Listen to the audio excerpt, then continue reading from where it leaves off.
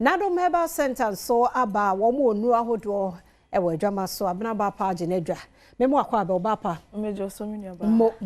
na nafa SV mission ono any small bite mighty wait small but mighty me ho edini too okay ti ado na ye de no nafa lady clean ebusia no pay me di check ese free NADOM HERBAL Center hu so aye fe me da oh asida me wi a se juma ne doors tino e was me kwoto aso 24 se wunfo doors a uye ni na se was me tumi kwa de aka na juma ne doors si ebe ye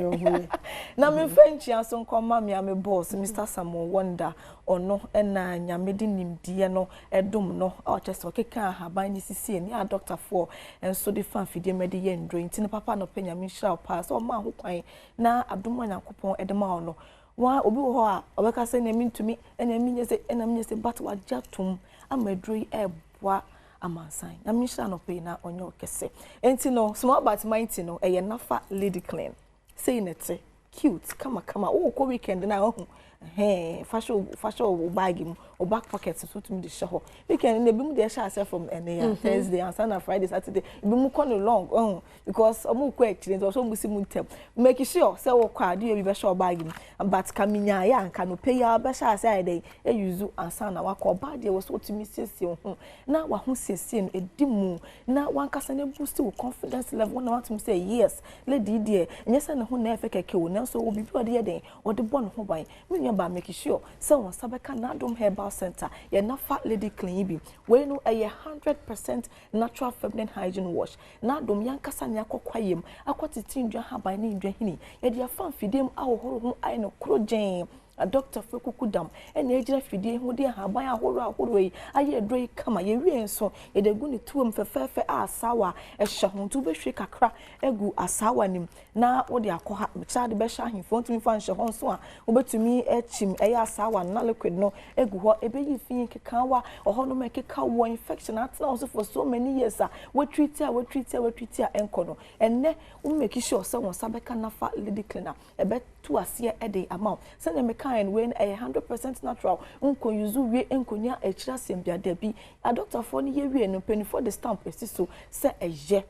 entin we no we use ankonkonya echira sembia da bi ntimi nwa ba say ahimfi honom ekeka wo enso be gu ahimfi ho we treat for so many years ni enko ubu say we ana eja wonka anase ebia before na wo cycle no ebeba no eye nka bi sha say efi ahimfi honom eba entent na won enye hwe han anope say what me nka make sure say won sa ebeka nafa lady clean bi ebehwa boa na eyisa honi na ede fi honom ede ama ye nua ma no so mo ko eye omomwa senior high school mo ko school na mesre say mo to bi function bag mom na omfa enko because infection do na ma no to da oho na ye sha ase ekofa free sa hwiti mi heat ye free honom ebe ye bokwa himfi wa utumi nya bi obo o say ne panties no siko hata obi be wi anti nyunu na say ne mpa ho sa no asantam ahye timisre infection no mutumi so nya edi free school muti no mo kwa mo to bi enfa nko weekend ko visit na to bi koma no na onfensie ne ho ena adeba ko a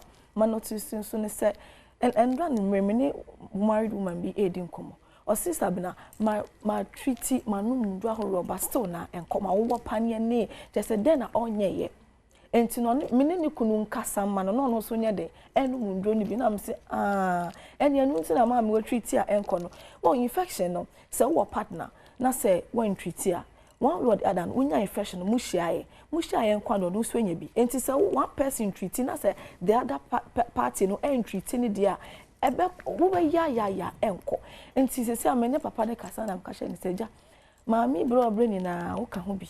enti wo se wo so ye den wo start no madro no sane ya woman no ho beto no wo sister bla me sesa me underwear me sesa me panties me ye de wo se me me si na anwa me to so na so still enti we chese be ma no treaty no ho enti no so wo partner na se wo treat infection and make sure so partner so ebe treat ne dia na NADOM HERBAL Center ya dwem ho say we have your interest at heart ya tena se ho say infection no say eba himfie ho no hokekaw na ensoanso begu na himfie ho no mo nsuo bi se bio efia himfie ho no mo eba tum say nsuo efi ho no mo ebe enhye nkran ensuo ani na bon kaye se bibi na enkoye ewo nipadua ni mu enu ti na aba ne sa no nsu a egu se bia hemfio na ekeka na eka tro se bibi eden efisro na eba bibi enkoye ewo nipadua ni mu ube insert we ni alright na mom no benom nafa xv mixture and then the capsules nafa xv mixture and the capsules we no say puti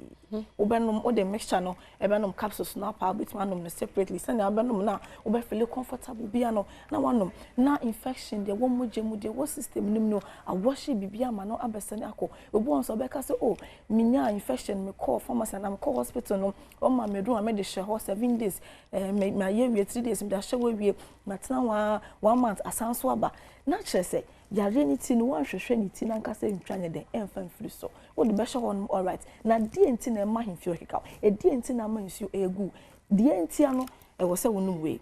na ehokoro free system nim eko wo de be hwe ebeko ebesanso aba wo be hia nafa xv mixture ene ne capsules e be hwe aboa na eyisa hawo ni na efi hon mo e de ama yendro yenye na pharmacy shops ene herbal shops ai wo krum ha bebia no wo kwa wo benya bi ato fa ye number na efren the number no is 053 11 56 556 053 11 56 556 053 11 56 556 kind channel so say apomodin pawo hoy e ma setna pa entimi don't na homa yare enje ni pedua no moso aba na Adom Herbal Center ye dundu papa say abedwama so mema no so bi wo meka say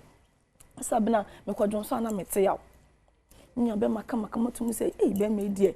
obi pene de na ye na de nso wo ko ho a ba ko titin yare ye say adoso no se no de nam misrew e ma yare enje ni pedua no moso enye mema no kwa no me hit and run no oba ni bi nso ba wo be ma no ho na so hwe na se oba nwanya infection a wo fe na omfa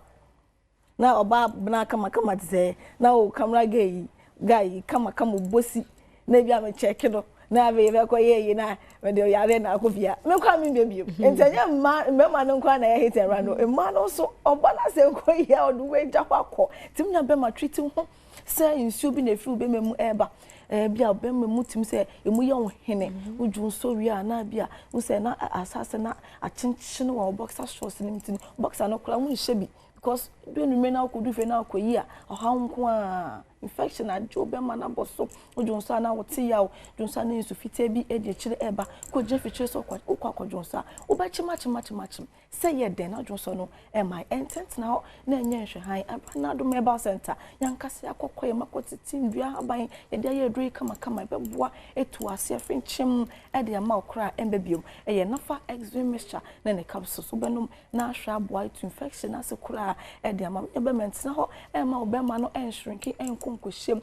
urinary tract infection me che UTI no set na so echa e ba ko show rubber entina ho mani do stage na nsan na akwa pe ompo mesibre anopa ya wo hwe manase wutie mi make sure say won sabeka nafa xv mixture na ne capsule senhwemboa na yin sa ha no efi ho emfa emma obi ka chere me say okoye lab omsinti leukocyte ewo ne junso Mr. na chere me na yede ade anopi ba akoye lab o maka chere say leukocyte no ebi ewo junso ma leukocyte eno any white blood cell ebo eye nipadua no ho ban ebo immune system no bo nipadua no ho ban na mom koye lab na se dose ewo wujunso ma na se bi ewo wujunso ma na chese infection aba wujunso ni mu enunti na leukocyte no ewo ho white blood cell ebo fight infection ada foreign materials eba nipadua ni mu enti koye lab na se won se won ka cho se leukocyte aba wujunso ma chese infection eden ewo na UTI ni bi to make sure so won sabeka nafa xv mixture na ne capsules entina ho emani pedua enje yare enje ni pedua no moso na wo kwa wo bai kra wa ye active wadwuma na wo te won ko obi pa yi to akonya entina ho masa hawi ento ensa ho ma yare na ho no fo de bia ho ntiapo de bia ho fa kodwon so na dwonso kan pe na ye ma hyew because wo kodwon so yi wo akote yawo minya be entina ho masa infection UTI enje ahefie no moso enje obema moso obo no ma me say infection a je ne be ma boso ma sese no be ma na fon a shrinka kwakwoshem aye kete enso abegu ne be ma na no ne be ma na nkasa mpo a chat se sesa color entiant na ho make sure se won sa ebe kanafa x-ray mixture na ne capsules ebe hwa boa na eyisa ha ni na efi ho e de ma me sanso esi number ni so biom 053 11 56 556 053 11 56 556 and na pharmacy shops and herbal shops so kuma baby ano ukwa ubenya bi ato yeda se papa na bapa NADOM HERBAL Center no free buy woni abedi enkomo nyamishira umra no wadaje a wode maye ye kwesi ya krado asemidi kan to so shenon so utwa ubedi twa sisi *281# option e 4 twa na ubedi midi afia amankwa tamaklomedase so jebreshe asemidika etoso